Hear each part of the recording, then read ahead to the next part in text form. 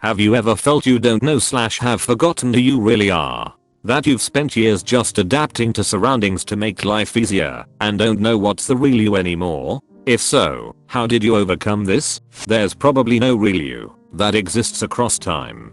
That's just a thing you built up when you were younger to give yourself a stable identity and core values. The you now is just as real as the you then. We all adapt to our surroundings and change to make our lives easier. There's absolutely nothing wrong with that. If you're unhappy with your life now, you can adapt by changing. You need to believe that, and you probably know it, since it seems to be something you're afraid of. But this is the real you now, and you need to focus on the needs of that person, not some idealized phantom from the past. This is exactly what I needed to hear. Start reading into existentialism. It will help you realize we are never really this person or that person, but rather, in the words of Sartre, we are always in the process of becoming. This helps do away with the bad faith in finding myself, which so many of us feel we need to do, when in reality we always are in that process. So feeling lost is a state that will always come and go throughout life, just as much as feeling found or grounded will come and go. Bad faith, French, mauvaise foi, is a philosophical concept utilized by existentialist philosophers Simone de Beauvoir and Jean-Paul Sartre to describe the phenomenon in which human beings, under pressure from social forces, adopt false values and disown their innate freedom, hence acting inauthentically. 1. It is closely related to the concepts of self-deception and resentment. I always see it as outgrowing my former self. It's time to improve, find purpose, and move into the next chapter. This often happens once I finish a major step in life, like graduating college, getting my first job, buying and improving my house to my satisfaction, etc.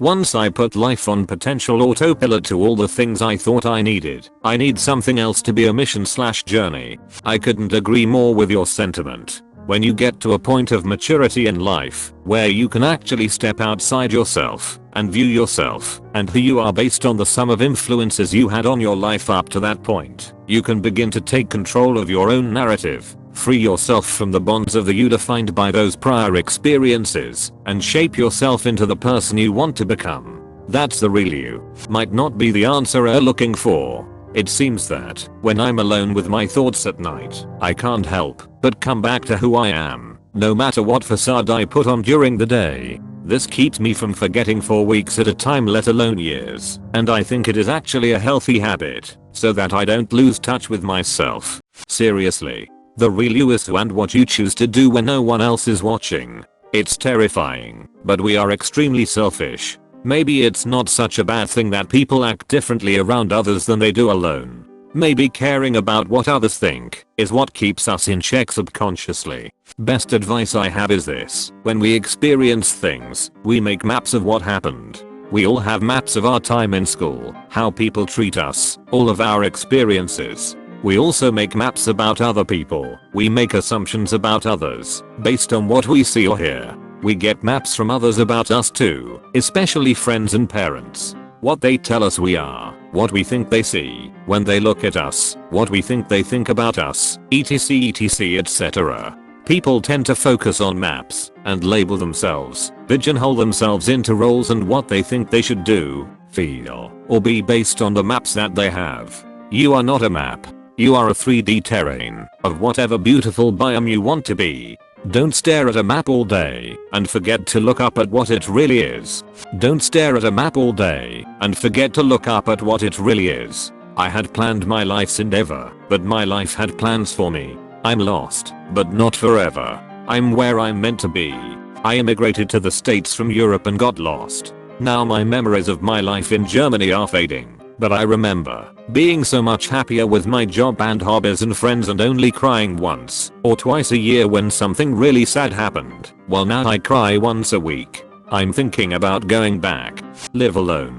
It forces you to decide what you like to eat, how you want to eat, how you spend your downtime. It forces you to define who you are. Sometimes that's a fast food eating couch potato, but eventually that gets boring. Then is when you begin experimenting with other things, cooking, going out, asking yourself, what do I want to do? When you learn who you are, you become confident. UHH. What happens if you never get bored of the fast food eating couch potato? I majored in film in college, and it wasn't until my senior year that I realized I hated the work culture of the industry and didn't want to do it. Film had been my whole life since I was like 13, and I had kind of an existential crisis. I ended up finishing the degree I didn't want because I was so close. I ended up moving 1,000 miles away after graduation. I have a job I love, which gives amazing benefits, and they will even completely pay for me to go back to school if I want, so I might try that soon. Since I have a personality disorder, I've often asked myself where it ends, it being the unhealthy patterns I've developed through the years, and where the real me begin. Since a lot of my recovery has been based on learning by external input, pointy therapy, studying other people's reactions, reading etc. I honestly don't feel like I even have my own identity. I'm just the amalgamation of hundreds of people, mixed with past traumas and unhealthy patterns. I have some personality traits that are truly mine, both good and bad, but I honestly learn more every year. Honestly, I don't think you're ever truly done with yourself. I would personally steer clear if anyone claiming to know themselves inside and out, since that just sounds stagnant to me. Literally moved to a completely new city all by myself yesterday. I know noon, but I know I just have to give myself enough time, and I know I'll settle in just fine. Nashville is a place I've always wanted to live. The music, the streetlights, and the ability to get lost in the crowd. I honestly feel like I'm in a dream. I don't know what to do, or even how to actually move into this big city. I'm just learning everything on the fly, and have no idea what I'm even doing sometimes. Thankfully, my super amazing instincts kicked in, and now it feels like I'm living two personalities. One being Instinct Moshka, who makes the decisions about where I need to go next, where to search for an apartment, where to eat food, where to travel etc. And then the normal me, M0 Shka, who now just sits back and enjoys the ride. If you see a scrawny Indian kid with a beard walking across downtown Nashville today looking clueless, it'd probably be me. I literally just started to notice progress in my life 3 weeks ago, so time will tell if this is a true solution or a temporary one, but I just started to try to care about things. I kept going to church, volunteering, trying to find new hobbies, considering people to date, etc. Eventually I began to realize which kind of things and people I cared about. Within my friend group I started gradually lowering my filter and saying more of what I thought, gauging reactions, and then instead of changing my filter, I shifted who I would spend more time with. It really sounds trivial, and it is, but all you can really do is try to be yourself, even if you don't know who that is. If you're like me and don't know, decide who you want to be and start working towards being that person. Also, give that ideal some wiggle room to change as you make progress. I've actually felt like my younger self didn't know who I was. I was shy AF, still am at bars, and in terms of dating, but never want to try and be outgoing with friends or start conversations or anything. Now I've danced in front of hundreds of people and announced on a microphone. I check dozens of people in at a hotel a day, so I'm always talking to someone new and do my best to make everyone smile. Just start caring about making yourself laugh instead of making others think you're cool or whatever.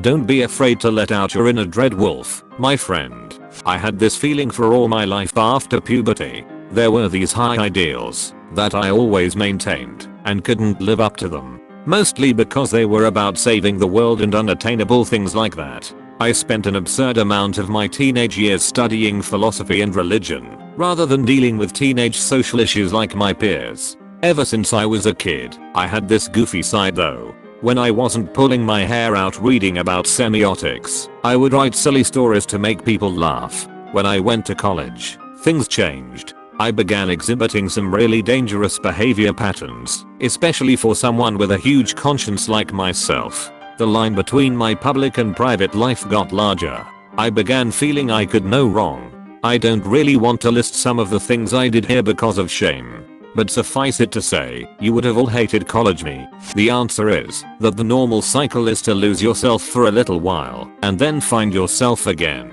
Everyone has an existential crisis to some degree. You have to trust that this is normal and your real self is always there waiting for your return. How you return that will be unique.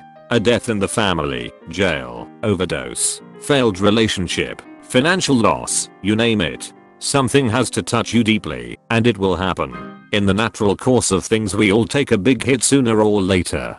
Thank you so much for watching, and soobscrooble if you want.